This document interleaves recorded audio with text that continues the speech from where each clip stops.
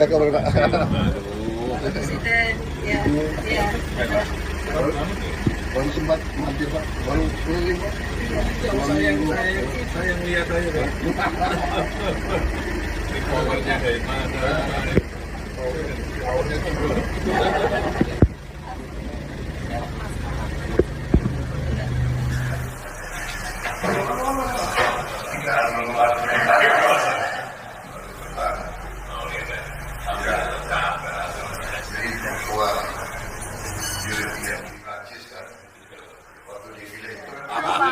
Tadi ngapain aja, Pak? Umum aja ya. Seru banget Pak di dalam, Pak. Saya cerita baru keliling dari luar negeri.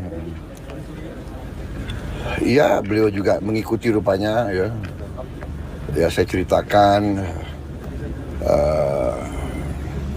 terobosan-terobosan yang kita dapat kemarin, terutama dengan Uni Eropa ya. 10 tahun perundingan akhirnya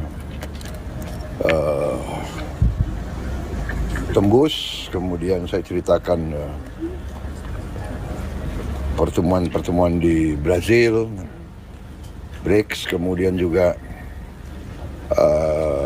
pembicaraan di Perancis, di London saya ketemu dengan beberapa pejabat, dan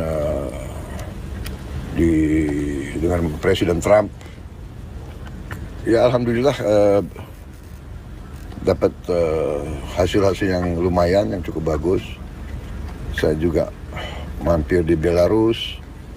Mereka punya potash, mereka butuh karet kita, mereka butuh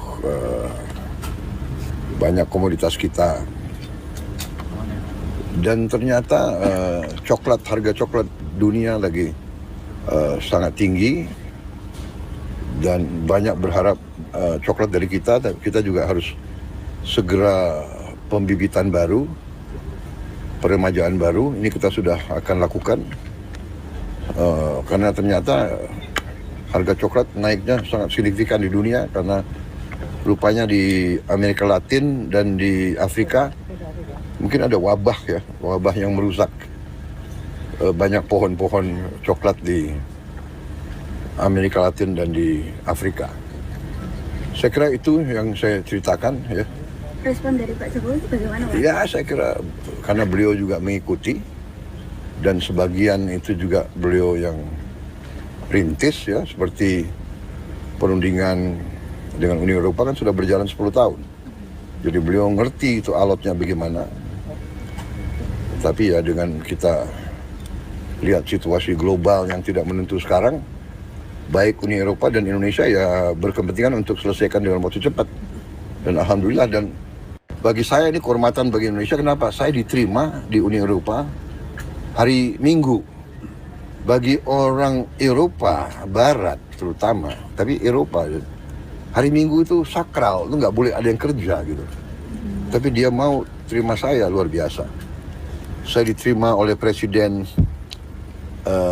European Union Commission, yaitu eksekutifnya lah, dan European Union Council. Presidennya itu adalah council, ini dewan daripada kepala pemerintah 27. Presiden councilnya juga terima saya. Dua-duanya sangat reseptif, sangat mendukung. Kemudian Raja Belgia mendengar saya datang, saya diterima beliau hari Minggu juga, sore-sore di istana beliau di Brussels. Jadi beliau berada di luar Brussels, beliau pulang untuk menerima saya. Dan ya akhirnya demikian ya, bahwa kadang-kadang memang capek, kita banyak keliling di luar negeri, tapi hal-hal itu kadang-kadang harus ada pendekatan langsung, pendekatan personal, pribadi antara pemimpin-pemimpin, sehingga mereka juga paham, dan mereka ada trust, ada kepercayaan. Akhirnya lancar. Dan Indonesia, ya saya meneruskan tradisi Indonesia sebagai negara non-blok, non-align. Kita terkenal bahwa kita tidak mau ikut blok manapun. Kita ikut di BRICS, dari kepentingan ekonomi kita. Tapi kita ikut juga kita daftar di OECD, ya itu adalah kumpulan negara-negara maju yang dipimpin Barat.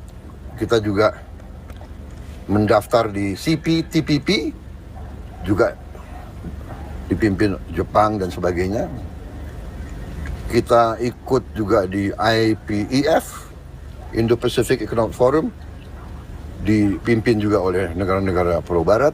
Jadi kita benar-benar kita diterima oleh semua pihak bahwa Indonesia neutral, Indonesia menghormati semua negara, Indonesia ingin bersahabat dengan semua negara, Indonesia tidak mau campur tangan dengan urusan dalam negeri negara manapun.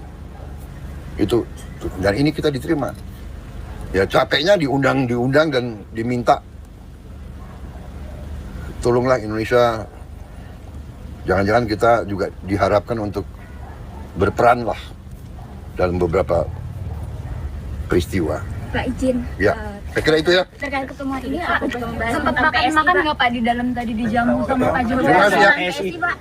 Saya akan ke Kongres PSI, jadi minta maaf. Apa yang ingin Bapak sampaikan?